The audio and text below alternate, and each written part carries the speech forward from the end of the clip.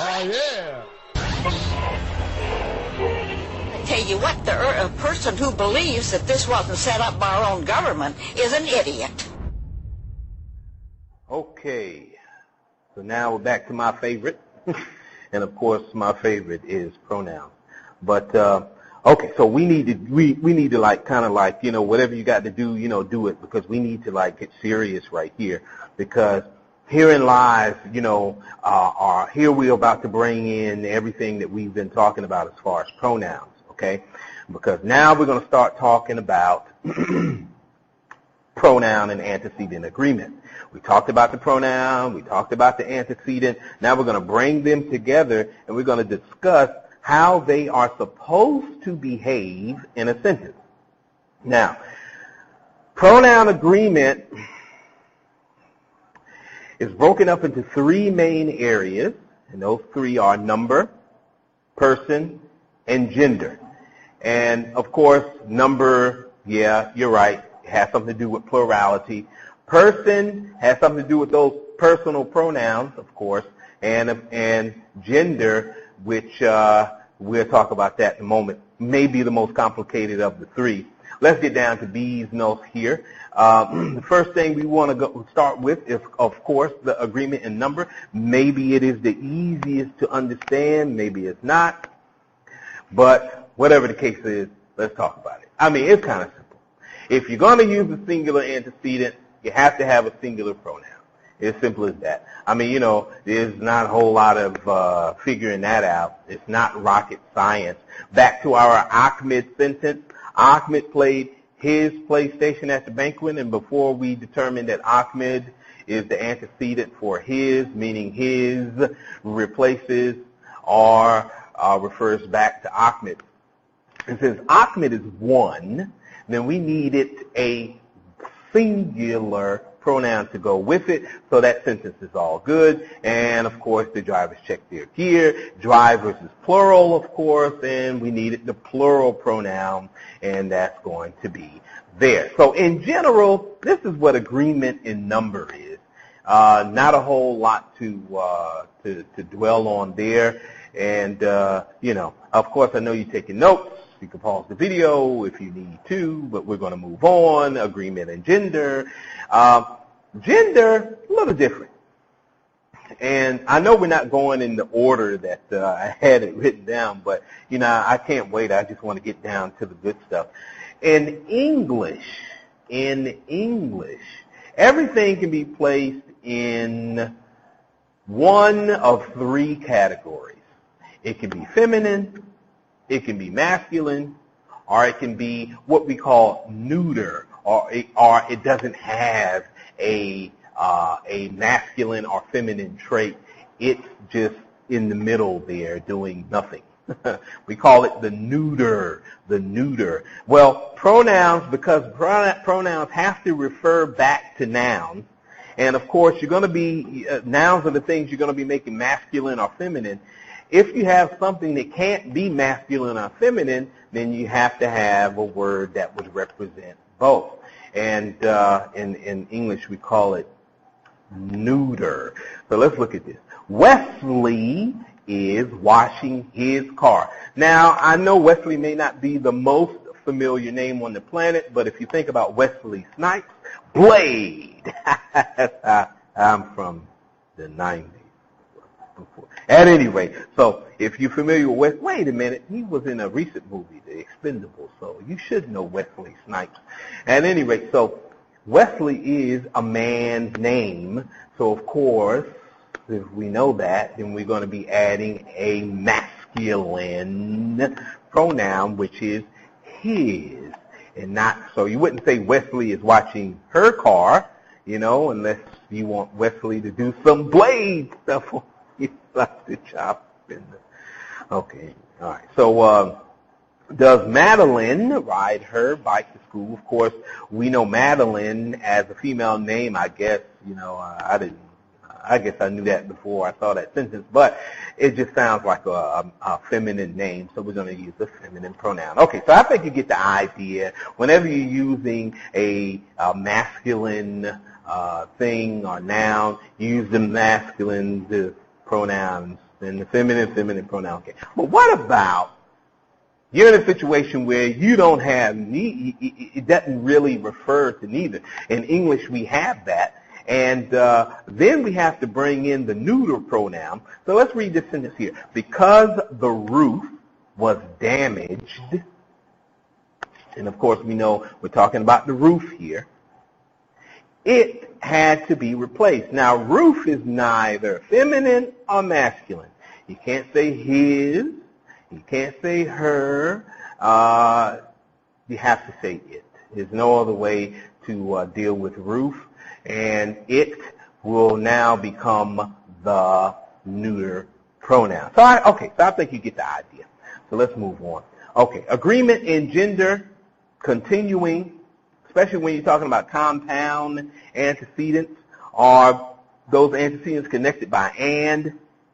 Jeff and Sydney wore their raincoats. Well, here, you don't necessarily have to specify the gender, because we're talking about two things, so we can use the plural form of the pronoun, but definitely it has to be a pronoun that can represent a masculine or feminine thing. So here we're talking about their, and we're going to use the pronoun there. Okay, but when you use a singular pronoun, when you're using it to refer to two things joined by or a nor, yes, then you have to acknowledge that each thing or each person in the sentence is separate. So you can't generalize and say there. Now you have to be specific. Neither Laura nor neither Laura nor Angie has brought her ticket. So you couldn't say their ticket here because of nor. And of course that goes into some other agreement concepts that we're going to talk about much later. Okay, so I think you got the general idea. So let's move on. Let's do some practice. I know you love practice. I do too. Okay, so we're going to take a look at these sentences here. You can pause the video and take a look at them, and we're going to go over the first two like we usually do. But I want you to try all of them, and with the SCORM activity, of course, you can deal with all of them at your leisure. Okay, pause the video now, and I will sip some tea now. Okay. Let's start with Jessica.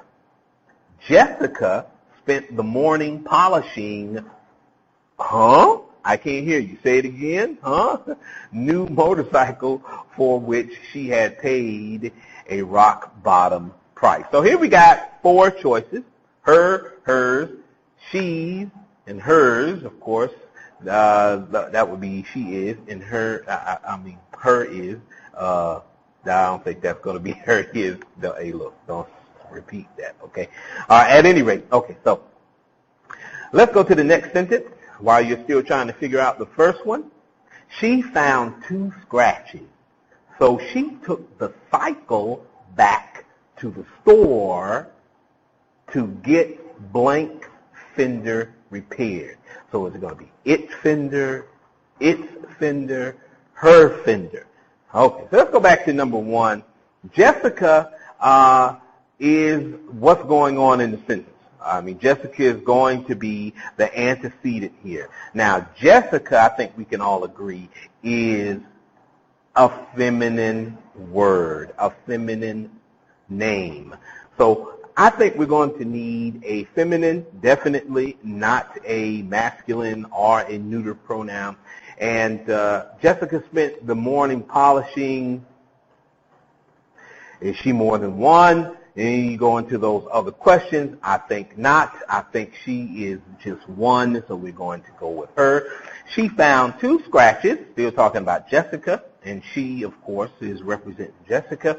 So she took the cycle back to the store to get her fender repaired.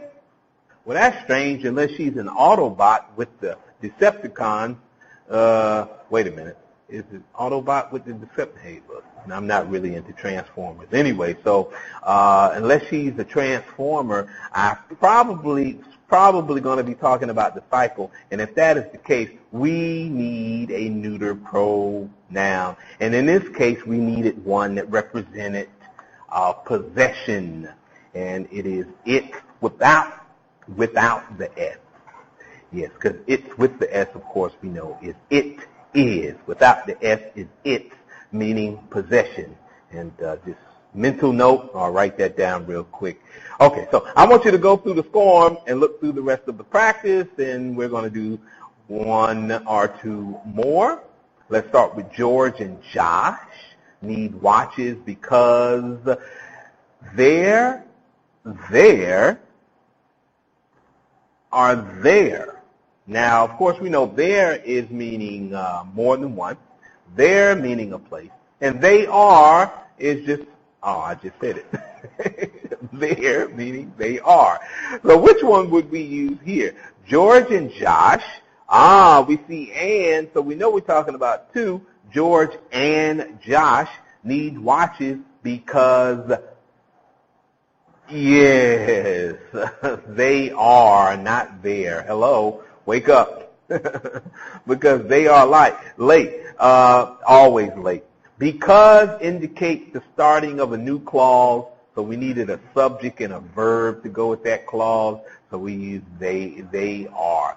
Okay, so at any rate, go through the SCORM activity and do those alone and carefully and, maybe get a little practice there. Continuing on, indefinite pronouns. Now, you remember when I told you that there's some lists that you just got to remember? Do you remember that? I just said that in the last video. Okay, so you remember that. Well, here's one of the lists. This is one of the lists. Now, indefinite pronouns must agree with their antecedent according to the following rules. The following indefinite pronouns are singular. This is the first rule. You have singular indefinite pronouns. That means that when you use them in a sentence, if they are singular, or if the antecedent that you want them to represent is singular, or if you need a singular word or subject in that sentence, then you have to use these. Now, I want to pause for a second. No, you don't pause the video. I want to pause to talk about how important indefinite pronouns are. And the reason they're so important is because they can be the subject of a sentence, even without the antecedent being there. They can represent the subject. And if they represent the subject, then that means that subject-verb agreement depends heavily on them. So, in order to make sure, especially, and now we're going into another concept that we're not discussing right now, which is subject-verb agreement. The reason you need to fully understand this issue of indefinite pronouns and the singular ones and the plural ones is because, especially on the SAT, they are often used as subjects in sentences to test students' ability to recognize a problem with subject-verb agreement. So I need you to make a point of that, and I need you to know that this, without a doubt, is definitely one of the lists that you need to memorize, not need to know, not need to be familiar with. Especially if you're learning the language as a second language, you can't just, refresh your memory with the list. Okay? It's not your first language, so you're not using these words all the time. You're not hearing these words used all the time. So that means that you actually have to memorize them to submit them to memory so you know that this is that word. So this is why you need to memorize this list. Okay, so these are the singular indefinite pronouns, and some of them I'm pretty sure you're familiar with, like anybody, which a lot of folks get confused with being plural.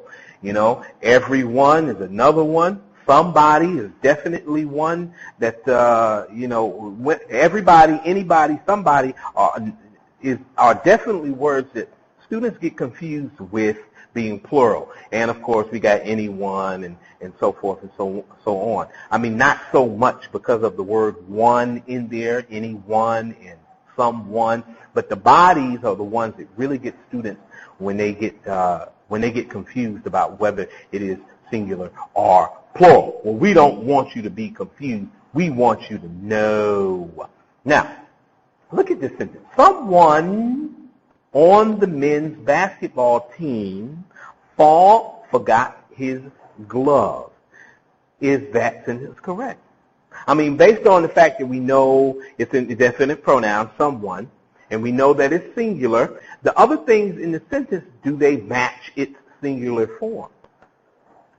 And I have to say, yes, the pronoun matches because it is singular, and the verb and all of that good stuff, everything is matching in the sentence, and that's what we call a beautiful indefinite pronoun sentence. Okay, all right, so let's now go overboard with it. Okay, indefinite pronouns. The next rule that you need to know are, of course, the plural indefinite pronouns. If we talked about singular, then of course we're going to talk about plural. The list is small, which makes it easier, but you got to remember it. You got to memorize it. Don't take it for granted.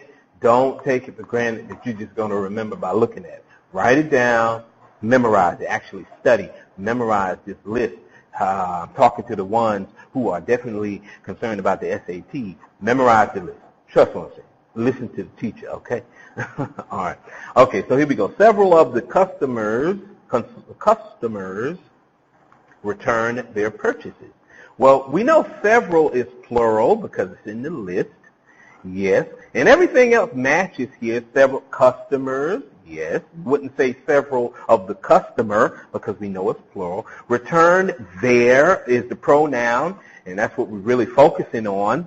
And we know if the indefinite pronoun is acting as the subject of a sentence, and there's another pronoun in the sentence referring to it, then we know several becomes the antecedent.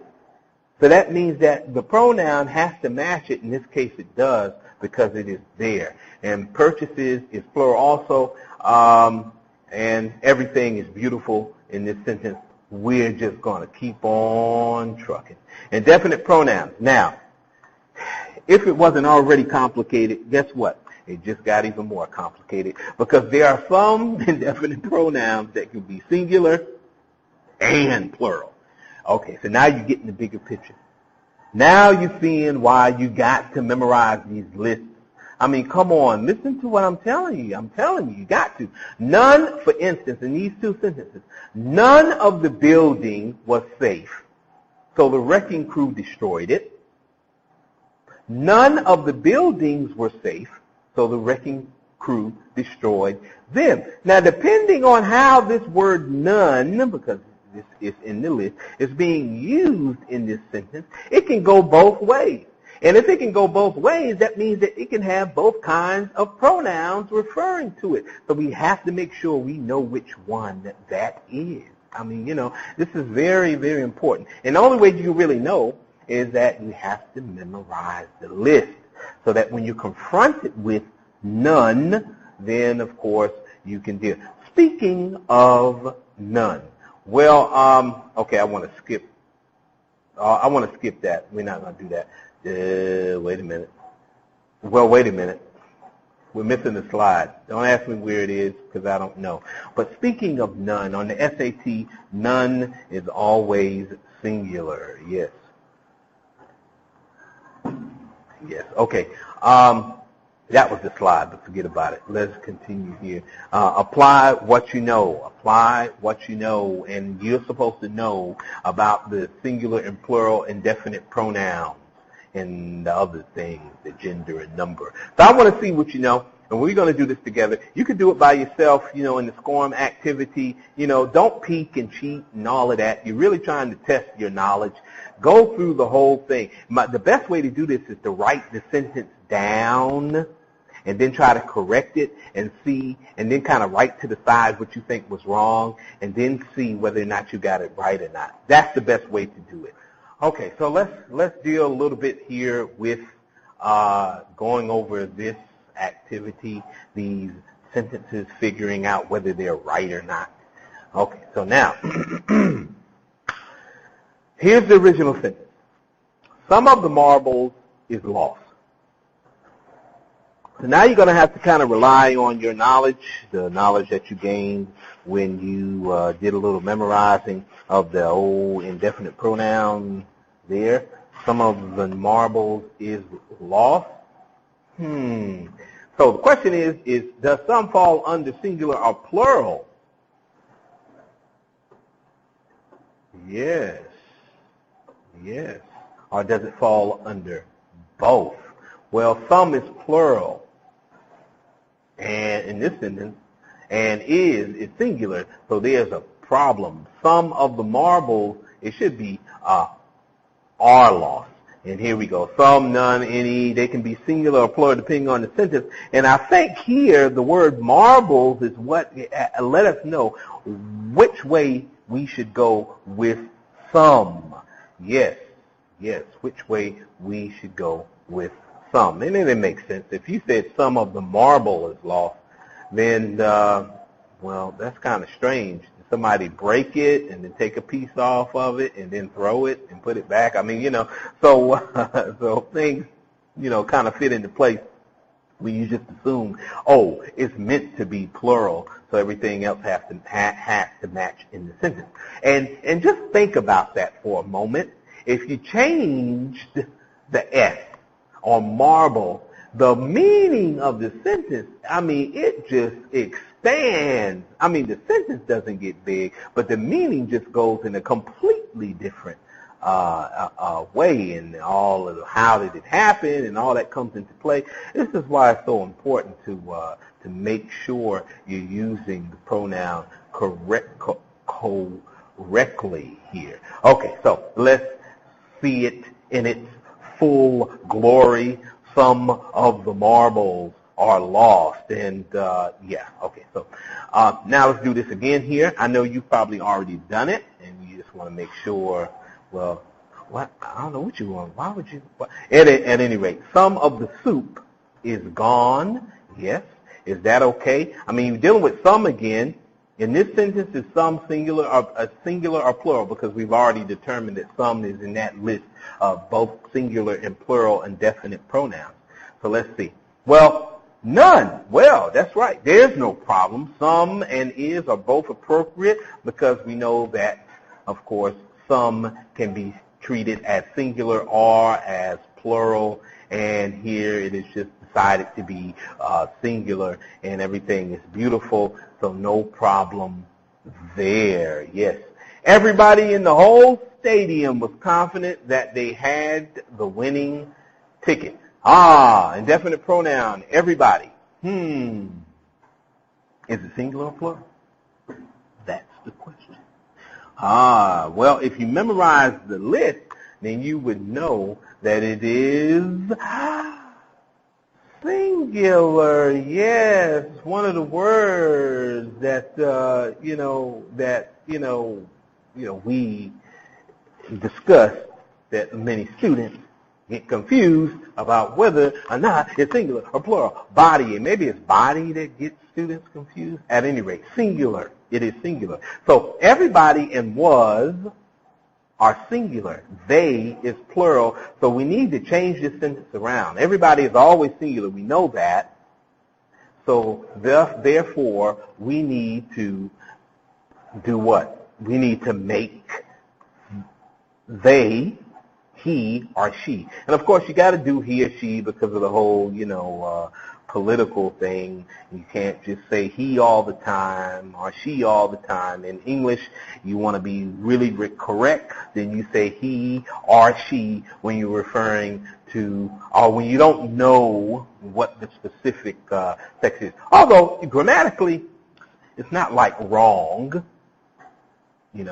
It wouldn't be wrong. But if you just want to be completely politically correct, then you say he or she, applying what we know. Each of the local runners were proud of their time. Their time.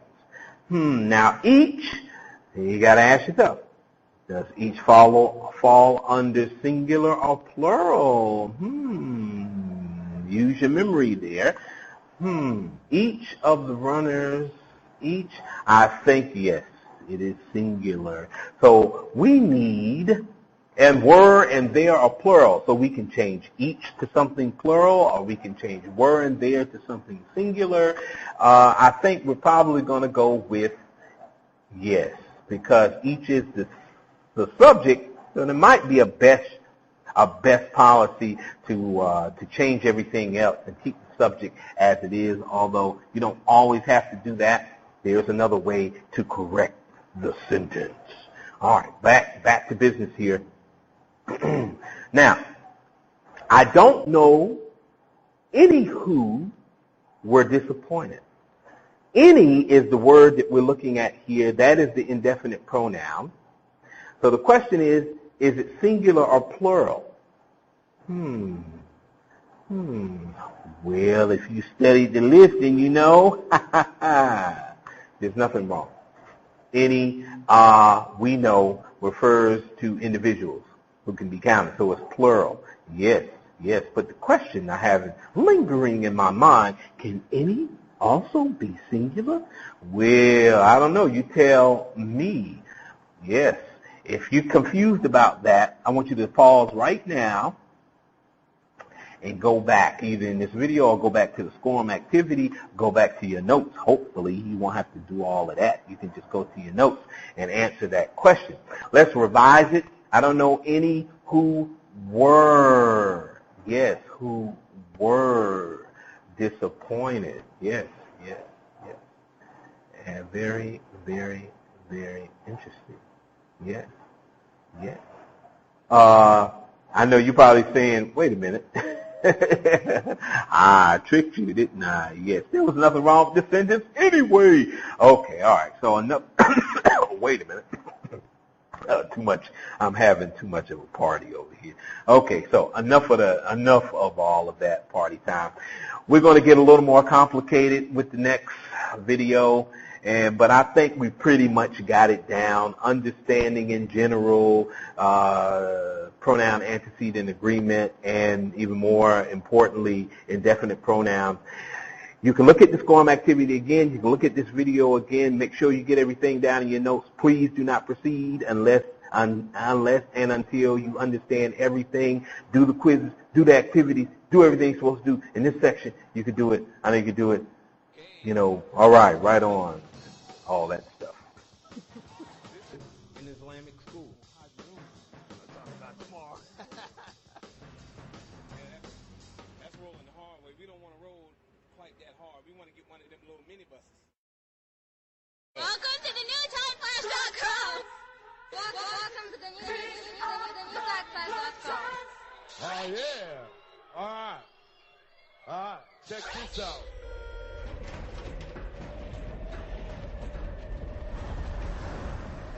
I would not be asking any one of you to take this leap if I did not have complete faith in your ability to succeed. Your courage will never be more needed than it is today.